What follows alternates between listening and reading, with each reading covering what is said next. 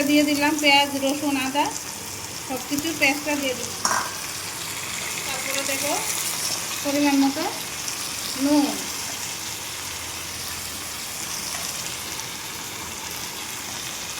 হলুদের গুঁড়া,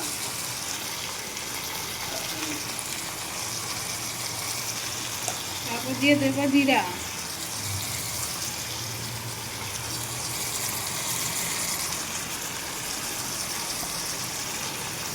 একটু ধনিয়ার গুঁড়োও দেবো,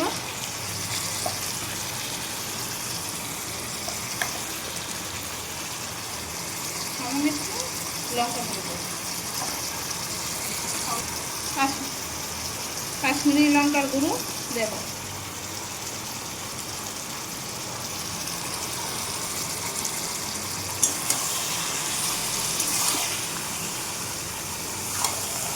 মাংসটা একটু কষে এসেছে, এবার আলুগুলি দিয়ে দেবো।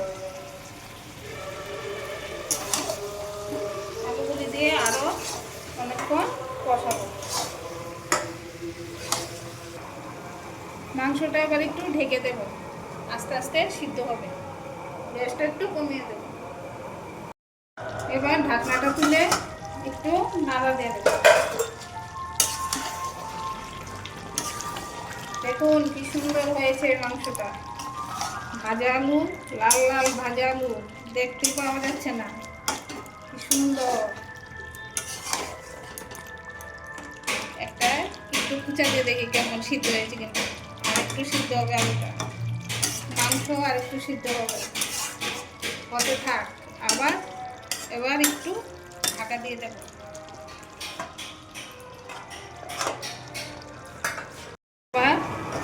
আবার ঢাকনাটা তুলবো, নাড়া দেবো।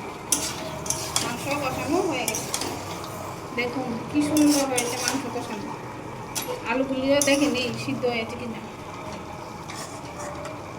এই দেখুন আলুগুলিও সিদ্ধ হয়ে গেছে, মাংসও কষানো হয়ে গেছে। এটার মধ্যে ঝোল দেবো না, এভাবেই রাখবো, এভাবেই খাবো, মজা করে খাবো।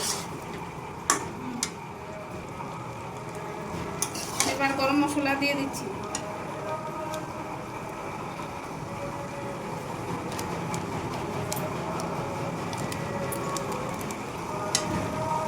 গরম মশলাটা দিয়ে ভালো করে নাড়া দিই।